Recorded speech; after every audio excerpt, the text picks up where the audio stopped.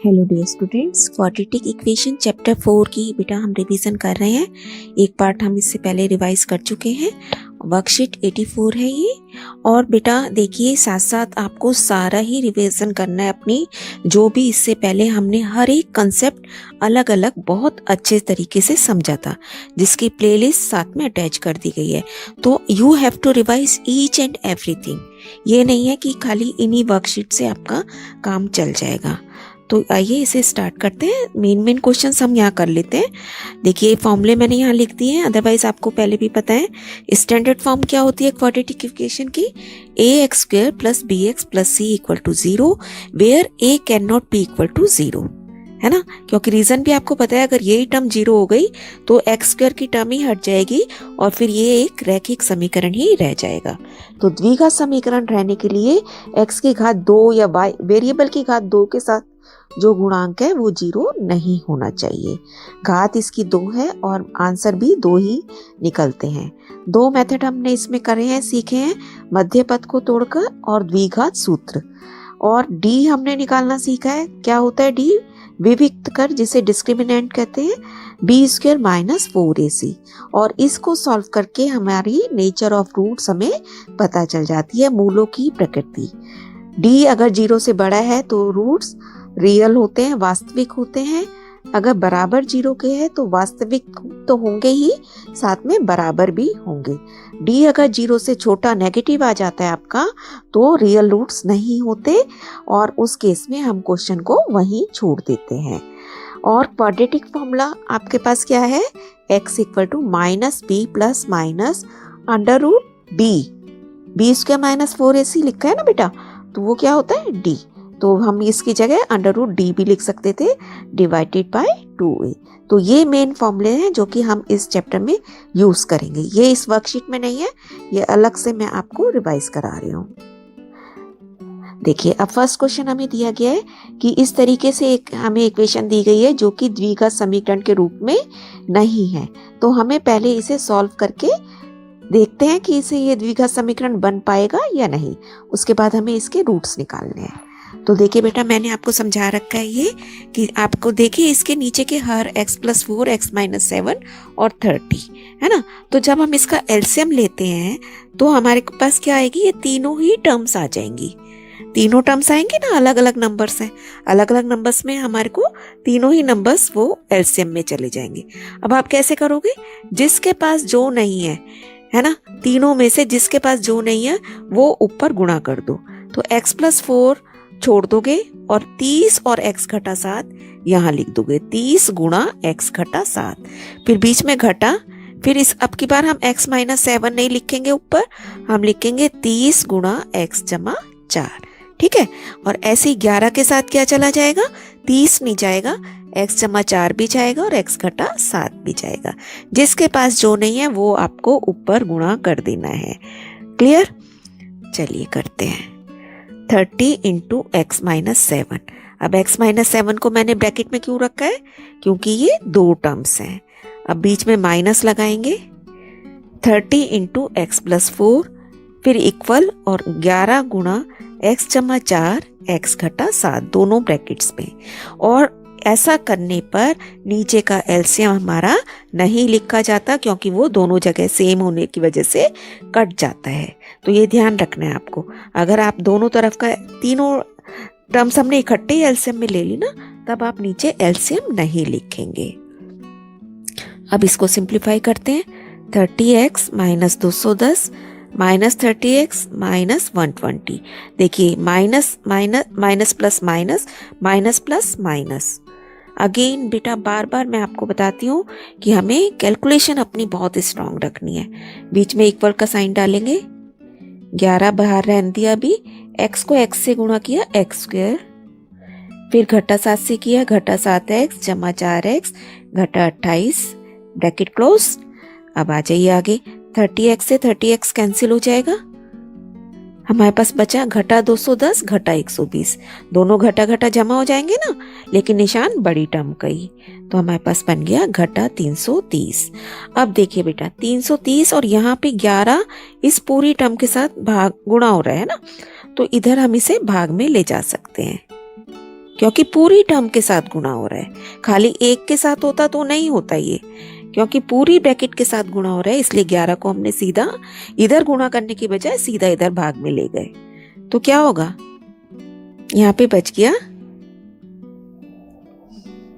11 और 330 को आपने काटा तो 30 घटा का 30 बच गया। अब इसे फिर से घटा 30 इधर जाके जमा 30 हो जाएगा, है ना। और जमा 30 को भी देखिए, घटा 28 जमा 30 जमा 2 बचेगा ना।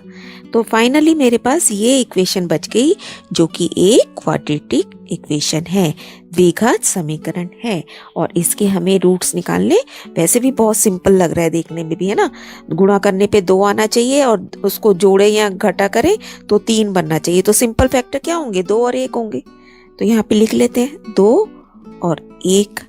अब निशान आपको पता है कैसे, बड़ी टर्म के साथ हमेशा b का साइन आता है। b घटा का है तो यहाँ पे भी बड़ी टर्म घटा की होगी। और अगर c जमा का होता है तो दोनों साइन सेम होते हैं। अगर इसके साथ घटा लग गया तो इसका मतलब दूसरे के साथ भी घटा लगेगा। अब जब आप इसके फैक्टर करेंगे तो आपको मिल जाएगा x घटा 2 और दूसरी ब्रैकेट बनेगी x घटा 1 बराबर 0। आंसर बनेगा x equal to 2 and x equal to 1। ठीक है बेटा, ये क्लियर है आपको। अब देखिए एक बात और मैं आपको बता देती हूँ, यहाँ पे अगर आपको समझ आ सकती है तो आपके लिए इजी हो जाएगा। अगर यहाँ पे A1 होता है बेटा, तो जो फैक्टर आपने सोचे है ना उसका अपोजिट आंसर आता है। जैसे घटा 2 सोचा था ना, घटा 2 घटा 1, तो आंसर में आएगा 2 और 1। अगर A1 है उस केस में आंसर जो आपने यहाँ टर्म सोची होती है उसका साइन चेंज करके हमें आंसर मिल जाता है। वैसा का वैसे ही देखिए, जब भी तो मैंने एकदम सीधा इसको x के साथ रख दिया, x घटा 2 x घटा 1। तो जब इसको इक्वल टू 0 करोगे तो ये घटा 2 उधर जाके जमा 2 बन गया और 1 भी जमा 1 हो गया। तो try to understand this thing. Next question, ये आपका वर्कशीट में नहीं था लेकिन मैं इसको आपको रिवाइज करा रही हूँ बेटा। ये हमने ये क्वेश्चन द्विघात सूत्र की हेल्प से हल करना है, क्वाड्रेटिक फॉर्मूले से। तो उसमें क्या होता है, हम पहले डी निकालते हैं। डी निकालने के लिए पहले मैं ABC लिख लूंगी। What is A 1, B -34, C 120। अब डी निकालेंगे, फॉर्मूला लिखेंगे B² -4AC। B की जगह -34, again you have to use the bracket. -34 का स्क्वायर -4 इंटू 1 इंटू 120। पहले भी कर चुके हैं हम ये क्वेश्चन। अब 34 को 34 से गुणा करेंगे, आपके पास 1156 आ जाएगा और घटा किस में बदल जाएगा, जमा में। तो 1156 घटा 480 सॉल्व करके आ गया 676। अब हम यहीं पे देख लेते हैं, ये 0 से बड़ा है ना, तो इसका मतलब रूट्स कैसे होंगे, रियल होंगे, वास्तविक। हिंदी में भी लिख सकते हैं आप, मूल वास्तविक होंगे। और साथ में ही √d भी अभी सॉल्व कर लेते हैं, बाद में चाहिए होता है ना हमें। तो ये किसका स्क्वायर है, 26 का। यहाँ तक तो आपको याद भी होने चाहिए। अब सीधा हम मानते हैं, माना अल्फा बीटा इसके 2 मूल हैं, ऐसे लिखते हैं। तो अल्फा बीटा का फॉर्मूला क्या बनेगा, -b plus -√d upon 2a। बहुत ध्यान से वैल्यू रख देंगे। √d हम पहले ही सॉल्व कर चुके हैं, तो सीधा हमने यहाँ पे 26 लिख दिया। और 2 गुणा 1 करना है ना, तो कितना बना, 2 ही नीचे। अब क्या करेंगे, बारी बारी से एक बार प्लस एक बार माइनस। और -b -34 था ना बेटा, इसलिए ये 34 हो गया। अब एक बार आप इन्हें प्लस करेंगे और एक बार माइनस। सॉल्व करके आपके पास आ गया 30 और 4। ये 2 आंसर मिलेंगे हमें, 30 और 4। आप क्लियर कट इसे दोबारा नीचे आंसर मेंशन करके लिखेंगे अपना आंसर, और उसे हाईलाइट कीजिए हमेशा आंसर को। और बेटा एक बात ये देखिए, 30 गुणा 4 120 बन रहा है ना, गुणा करने पे 120 बनना चाहिए था। और 30 और 4 को अगर मैं जमा या घटा करूं तो मेरे पास घटा 34 बनना चाहिए था, जो कि आपको पता है कि इसका मूलों का योग का क्या फॉर्मूला होता है, -b/a। हम पहले सीख चुके हैं इसको फर्स्ट टर्म में।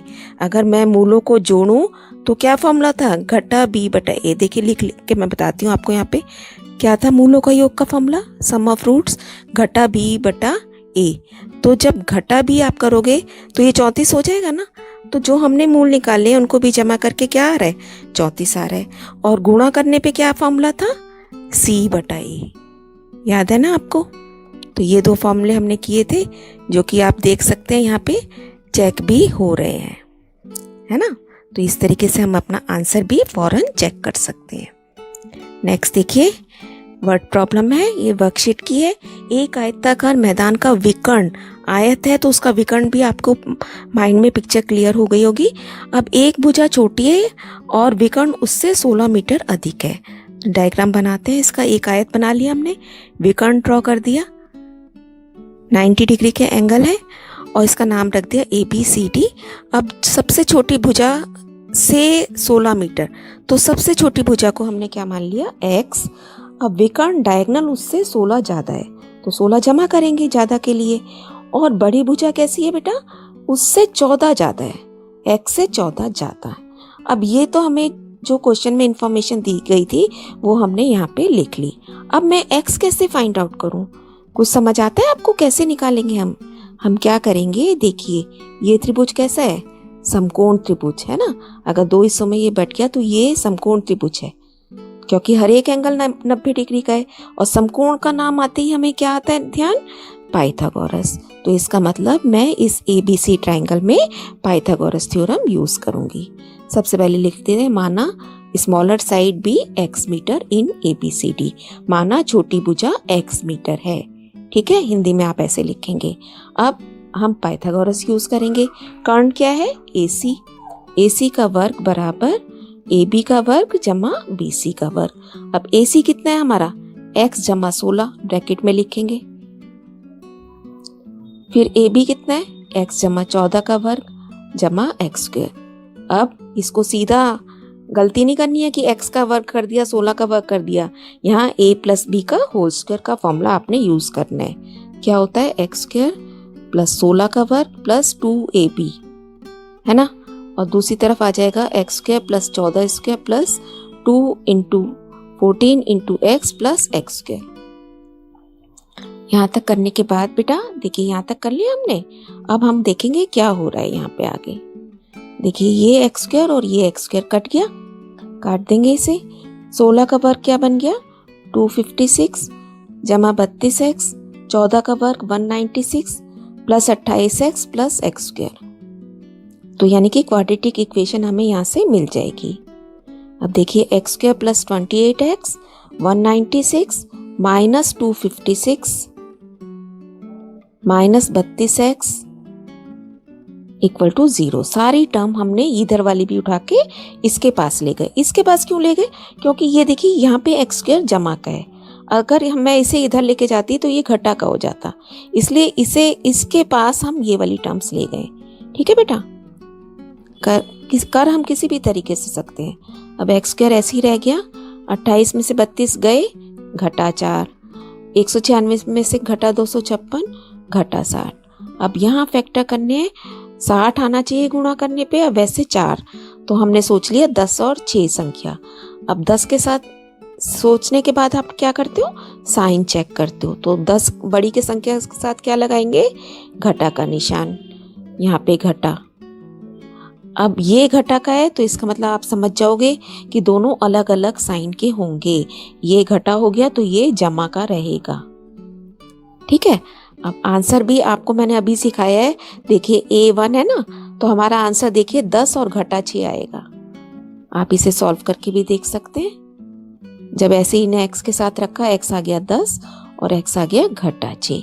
अब बेटा बताइए, x जो इस आयत की भुजा थी वो कभी घटा में हो सकती है, नाप सकते हैं हम घटा में कभी चीजों को, नहीं ना। तो इसलिए ये आंसर तो पॉसिबल ही नहीं है। This answer is not possible आप लिखोगे, क्योंकि भुजा कभी नेगेटिव नहीं हो सकती। तो x हमारे कितना हो गया, छोटी भुजा कितनी हो गई 10 और बड़ी भुजा कितनी हो जाएगी 10 जमा 14 24। स्मॉलर साइड और बड़ी भुजा के कौन सी निकलेगी, लॉन्गर साइड 24 मीटर और कर्ण कितना हो जाएगा 26 मीटर। नेक्स्ट है के की वे वैल्यू बताइए जिनके लिए समीकरण के मूल बराबर हैं। तो मूल बराबर है इसका मतलब हमें डी क्या दे रखा है, 0 दे रखा है। फौरन ये सब बातें आपके माइंड में क्वेश्चन पढ़ते पढ़ते ही क्लिक हो जानी चाहिए बेटा कि क्या क्वेश्चन में हमसे पूछा जा रहा है और क्या दिया है उसने, है ना। तो अब हम ABC लिखेंगे फौरन इसके। B हो गया 2 इंटू के प्लस 1, C हो गया 1। Now roots are equal, therefore D is equal to 0। B की वैल्यू क्या है बेटा, ये है B। तो पूरा का पूरा हमारा वर्ग करना है हमें इसका, ब्रैकेट में रखेंगे, फिर वर्ग घटा 4, फिर A लिखना है तो A भी ब्रैकेट में, बिना ब्रैकेट के आप कुछ नहीं करेंगे। अब इसका होल स्क्वायर खोलेंगे तो 2 का वर्ग अलग से 4 और यहाँ पे A जमा B का फॉर्मूला ब्रैकेट में के square plus 1 plus 2k minus 12k minus 4 बराबर 0। देखिए बेटा अगर आपने यहाँ तो 2 का वर्ग 4 कर दिया और यहाँ अगर मैं इसकी ब्रैकेट नहीं बनाती, जैसे यहाँ मैंने ब्रैकेट में डाला है ना इसको फॉर्मूले को खोल के, अगर आप इसको ऐसे लिख दोगे 4k square plus 1 plus 2k, मतलब आपने ब्रैकेट नहीं बनाई, तो यहाँ से क्या लग रहा है ये कि 4 सिर्फ इसके साथ ही गुणा हो रहा है, जबकि 4 किसके साथ गुणा होना था, इस पूरी ब्रैकेट के साथ। तो हो गया ना आपका क्वेश्चन यहाँ पे गलत। तो ऐसा काम आपको बिल्कुल नहीं करना है। आगे करते हैं। देखिए यहाँ तक हम कर चुके हैं। अब आप क्या करोगे बेटा, इसको ब्रैकेट हम ओपन करेंगे। आप देख रहे हैं यहाँ पे भी 4 आ रहा है, यहाँ पे भी 4 हम कॉमन निकाल सकते हैं और यहाँ पे भी। तो मेरे पास क्या आ जाएगा, के square plus 1 plus 2k minus 3k, 4 से भाग कर रहे हैं, माइनस 1 इक्वल टू 0। अब देखिए 1 से 1 कैंसिल हो गया, हमारे पास बचा k square minus k equal to 0। 2k minus 3k is minus k only. अब अगेन k कॉमन निकाल सकते हैं हम, अंदर बचा k minus 1 equal to 0, that means k is equal to 0 and k is equal to 1। ये 2 answer हमारे मिल गए हमें। ठीक है बेटा, इस तरीके से हमारी ये वर्कशीट यहाँ कंप्लीट होती है। और जो भी इस चैप्टर में इम्पॉर्टेंट क्वेश्चन थे, हम हर तरीके का एक एक क्वेश्चन यहाँ पे कर चुके हैं। आपको हर टॉपिक दोबारा बहुत ही अच्छे तरीके से रिवाइज करना है। खाली ऐसा नहीं है कि ये 2 वर्कशीट करके ही आपने सोच लिया कि आपका चैप्टर भी कंप्लीट हो गया। Revise each and everything very carefully and thoroughly, beta. Keep on learning. Stay blessed.